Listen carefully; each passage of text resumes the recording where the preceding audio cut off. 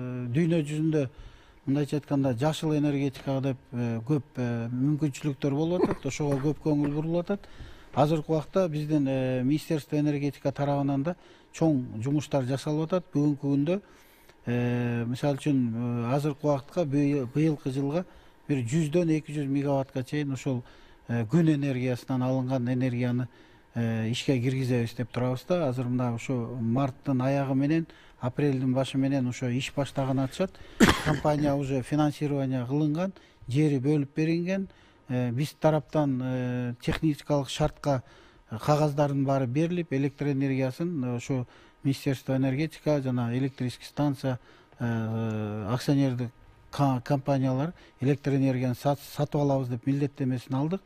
Андан тышкары шамал энергиясы менен бүгүнкү күндө бизде меморандум келишимдер кол коюлган.